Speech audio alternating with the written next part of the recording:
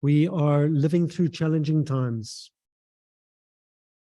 and the events of the last days have, on the one hand, sadly felt familiar. For anyone who has desperately hoped for or prayed for peace in the Middle East over the last 20, 30, 40, 50 years, we might feel like we are stuck in a cycle that doesn't cease. And yet we are also seeing things that we have not seen before, that make us feel like the earth has been shaken beneath our feet.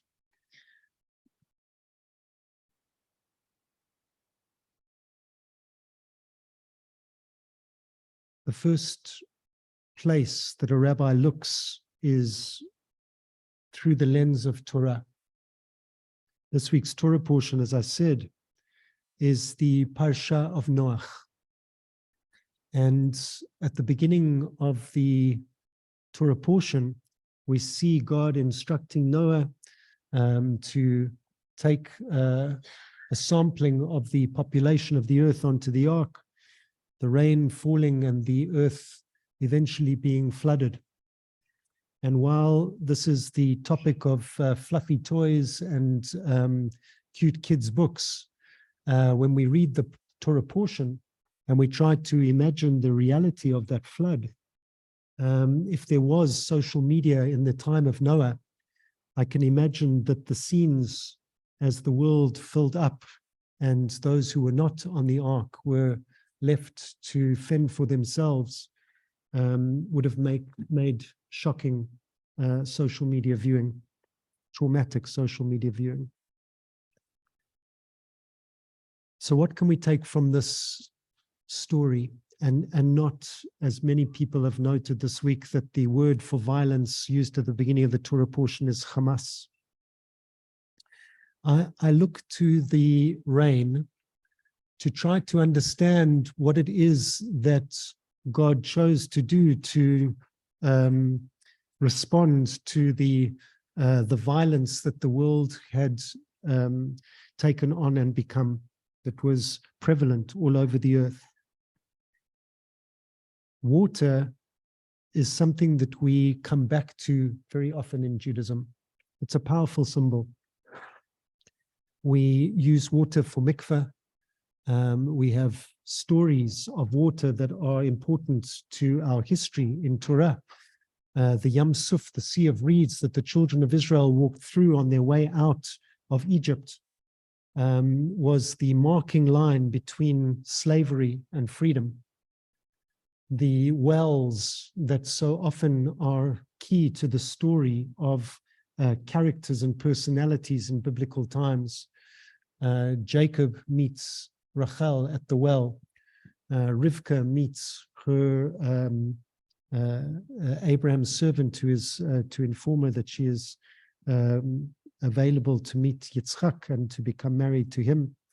Wells are places of gathering and sources of water, like when Isaac drills into the wells that Abraham had drilled before him. They are seen as a representation of wisdom. Water is a metaphor for Torah, for teaching. So what does it mean when water is a destructive force that destroys the world? I suppose that if we look at all of those understandings of water, water is about transformation. It's about moving from one state to another state. When we go into the mikveh, we are one person, and when we emerge out, it is a sense of transformation.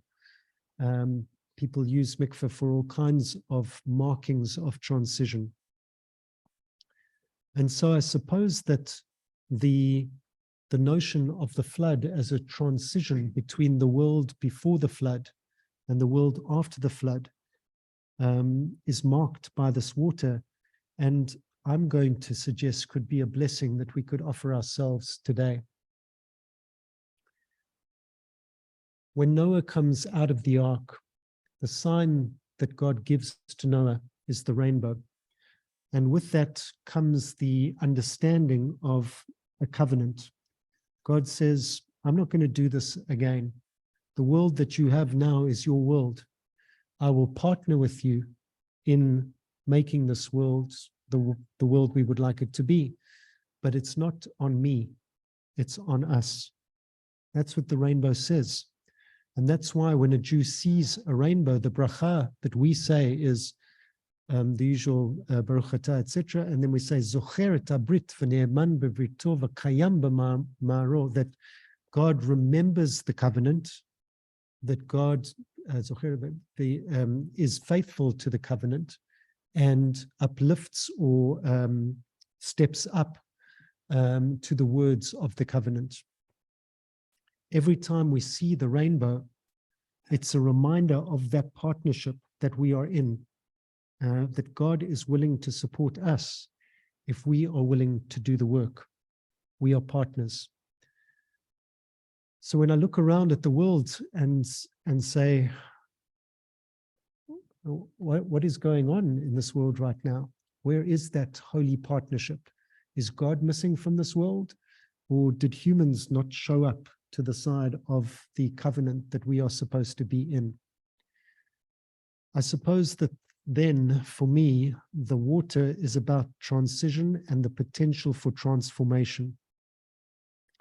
What the rainbow says is that it doesn't have to be a destructive flood. We don't have to destroy the world to transform it.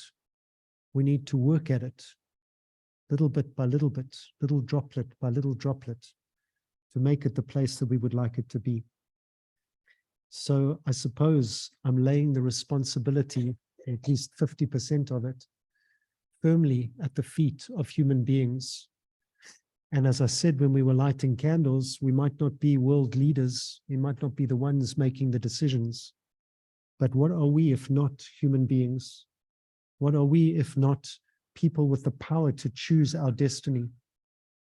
So while we might not be able to control what is outside, we can control what is within.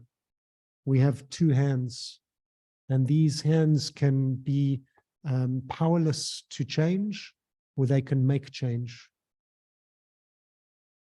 If we are partners in the work of creation, then these hands are the hands of God to make changes in this world, whether that's in Israel, in Gaza, in South Africa, in Cape Town, in your home, in your work. It's our responsibility to show up. And the rainbow is a reminder of that responsibility. So this Shabbat, I want to see water in the most gentle possible way that it could be, as a sign of transformation that this world so desperately needs. And I want us to be part of that transformation. So may we have this opportunity over Shabbat to reflect on the many ways that we can bring ourselves into the work that is needed to transform this world without violence,